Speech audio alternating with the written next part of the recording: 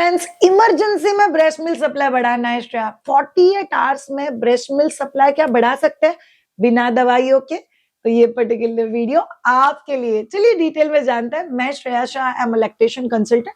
सो बहुत सारे मदर्स मेरे पास आते हैं, मेरा ब्रेस्ट मिल्क सप्लाई ड्रॉप हो गया, मेरे को इमरजेंसी बढ़ाना है, तो क्या बढ़ा सकते हैं? तो जवाब है हाँ। सो कुछ कुछ चीजें आप लोगों को पता होनी चाहिए। ब्रेस्ट मिल्क सप्लाई ये कौन सी चीजों के ऊपर डिपेंड करता है?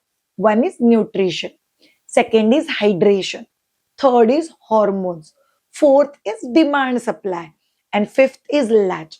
ये 5 चीजों के ऊपर अगर आप लोग काम कर लोगे तो आपका इमरजेंसी सप्लाई बढ़ सकता है। मोस्ट ऑफ द केसेस में अगले 48 आवर्स के अंदर आपको थोड़ा सा इंक्रीज दिखाई देगा ब्रेस्ट मिल्क सप्लाई में। बट मुझे अगर वो इंक्रीज परमानेंट रखना है तो मुझे ऐसा क्या कर सकती हूँ ताकि मेरा मिल्क सप्लाई बढ़ा हुआ ही रहे? तो वो होने के लिए 21 डेज आप लोग को ये डिसिप्लिन फॉलो करना है। बट ये 48 आवर्स बहुत ज्यादा इंपॉर्टेंट है, इसीलिए इसको ध्यान से सुनना और ध्यान से फॉलो करना। Number 1, hormone. हॉर्मोन्स बहुत इंपॉर्टेंट रोल प्ले करते हैं। सो याद रखो ऑल ऑफ यू, दूध बनने के लिए हार्मोन चाहिए, दूध रिलीज होने के लिए हार्मोन चाहिए, और बच्चे को पास में लेने के बाद जो फीलिंग आता है जिसकी वजह से एक्चुअली दूध रिलीज होता है उसके लिए भी हार्मोन्स चाहिए। तो हार्मोन्स को ठीक करने के लिए हम लोग क्या कर सकते हैं? बहुत सिंपल सा चीज है, फेथ के साथ आगे जाओ कि मुझे जितना बेस्ट आता था मैं कर चुकी हूं, मैं कर रही हूं। गिल्ट में, स्ट्रेस में, टेंशन में दूध नहीं बढ़ सकता। दूसरा बहुत इंपॉर्टेंट चीज जो आप लोग को याद रखना है, अगर आपको हार्मोन्स को ठीक रखना है तो आपको नींद ठीक करना पड़ेगा। शायद किधर बच्चा होने के बाद नींद ही नहीं हो रहा है, करना पड़ेगा। बिकॉज जब भी आप बहुत स्ट्रेस लेके सोते हो तब भी आपके हार्मोन डिस्टर्ब हो जाते हैं। बहुत स्ट्रेस है मतलब कॉर्टिसोल ज्यादा है, कॉर्टिसोल ज्यादा मतलब मुझे बहुत स्ट्रेस में आपके ऊपर बहुत प्यार आ सकता है? नहीं आ सकता। तो जहाँ पे स्ट्रेस बहुत ज्यादा है वहां पे ऑक्सीटोसिन कम है, इसीलिए स्ट्रेस बहुत ज्यादा है तो प्यार कम है, स्ट्रेस बहुत ज्यादा है तो ब्रेस्ट मिल्क सप्लाई कम है। इसीलिए स्ट्रेस की वजह से अगर आप रात में नहीं सो पा रहे हो तो आपकी स्लीप हार्मोन्स डिस्टर्ब है, स्लीप हार्मोन्स डिस्टर्ब है तो हैप्पी हार्मोन डिस्टर्ब है, हैप्पी हार्मोन डिस्टर्ब है तो प्यार के हार्मोन डिस्टर्ब है। ये पूरा कनेक्शन एक दूसरे से कनेक्टेड।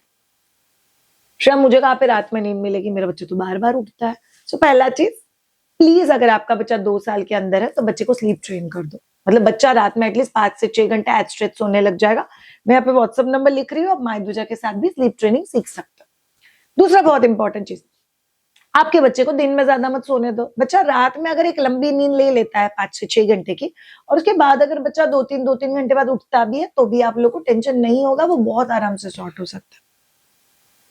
नंबर 3, हार्मोन्स अच्छे चाहिए तो आपको पूरे दिन में कोई ना कोई ऐसी चीज करनी है जो आप खुद के लिए कर रहे हो, खुद के मेंटल पीस के लिए कर रहे हो, खुद के इमोशंस के लिए कर रहे हो। एंड एक्सरसाइज करने से ब्रेस्ट मिल्क सप्लाई कम होता है। एक्सरसाइज आपकी बॉडी में हैप्पी हार्मोन रिलीज करता है और जैसे जैसे हार्मोन सेटल हो जाएंगे वैसे वैसे आपका मिल्क सप्लाई बढ़ जाएगा। सो 48 आवर्स में क्या कर सकते हैं? इस 48 आवर्स में खुद को बोलो कि मैं नहीं सोचने वाली हूँ मेरे को कितना दूध निकलने वाला है, मैं वो सारे स्टेप फॉलो करने हो जो मुझे करना है। और पहले वाला अगर कुछ थॉट दिल में आता है तो खुद को बोलना है जो बेस्ट था, मुझे जो आता था वो मैंने किया, so automatically shift to being a more peaceful mother. तो ये करना बहुत ज्यादा जरूरी। दूसरा बहुत इंपॉर्टेंट चीज, आप लोग को लैच के ऊपर काम करना है।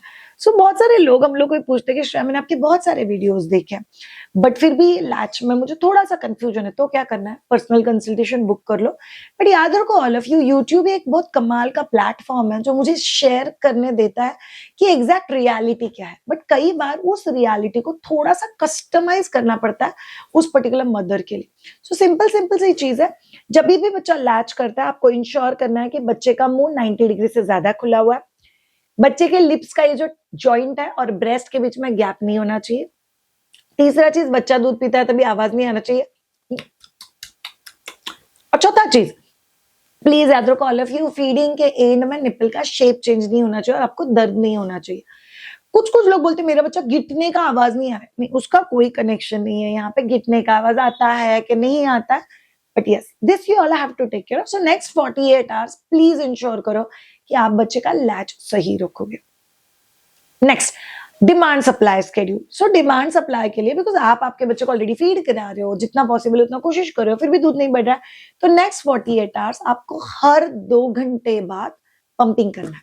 10 मिनट राइट, 10 मिनट लेफ्ट दिन में, और आपको हर 3 घंटे बाद पंपिंग करना है रात में। नेक्स्ट 48 आवर्स मतलब 2 दिन 2 रात, आपको ये करना बहुत ज्यादा जरूरी है। आप लोग जब भी पंपिंग करोगे, पंपिंग के पहले आपको 1 गिलास गर्म पानी पीना है। सेकेंड, जब भी पंपिंग करोगे तभी पंप की तरफ नहीं देखना है, दूध निकला क्या, दूध निकला क्या, नेक्स्ट 48 आवर्स तक नहीं देखना।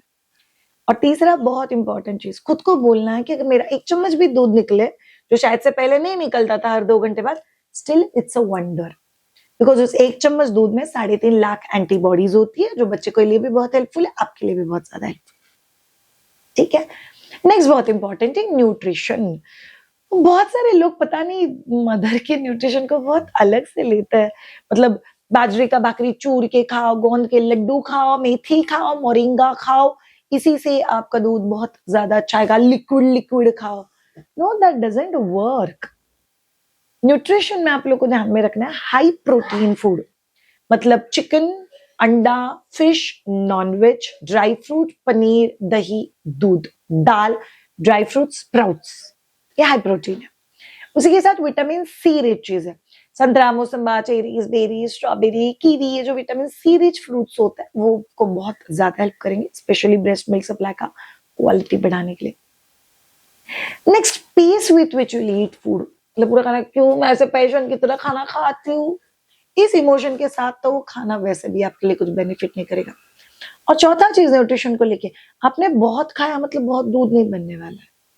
सो ऑलवेज टेल मदर्स, अगर आपका मिल्क सप्लाई थोड़ा सा ड्रॉप हुआ और आपको 48 आवर्स में बढ़ाना है, आप रेगुलरली जो खाते हो वो चीजें खाओ। आपको लॉन्ग टर्म बेसिस पे कोशिश करना है, जो भी 1-2 चीजें, माइट बी मोरिंगा पाउडर, या माइट बी, हम लोगों ने बहुत सारे वीडियोस किए हुए ब्रेस्ट मिल्क सप्लाई बढ़ाने के लिए, उसमें से एक वीडियो में यहाँ पे टैग करी हूँ, वो देख लेना आप लोग।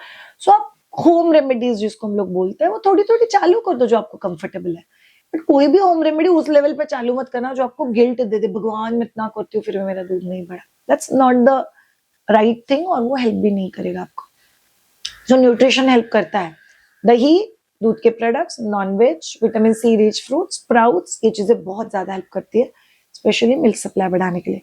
उसके साथ कैल्शियम, आयरन और मल्टीविटामिन की गोलियां और natural sources of calcium and iron, ये भी दूध बढ़ाने में बहुत ज्यादा हेल्प करते हैं।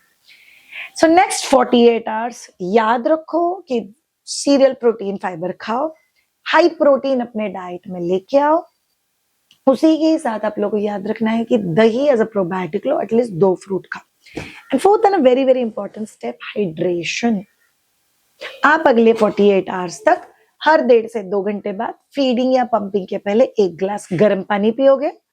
दूसरा चीज हाइड्रेशन में लोग याद रखोगे कि बटर मिल्क आपके लिए बहुत ज्यादा इंपॉर्टेंट है, बिकॉज वो प्रीबायोटिक, प्रोबायोटिक, इसके लिए बहुत ज्यादा हेल्प करेगा, तो आप बटर मिल्क ले सकते हो।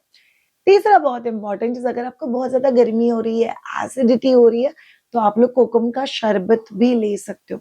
नारियल पानी बहुत ज्यादा मत लेना अगर आपको बहुत ज्यादा यूरिन के लिए जाना पड़ रहा है तो इन चीजों का ख्याल रखो। नेक्स्ट 48 आवर्स में विदाउट मेडिसिन आपका मिल्क सप्लाई बढ़ सकता है।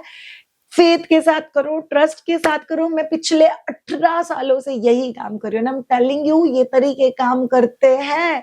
तो चलिए gear up and follow this particular steps. In 4 steps में से आपको कौन से स्टेप के लिए हेल्प हुआ, ये मुझे लिख के या कमेंट बॉक्स में डाल के पक्का बताना।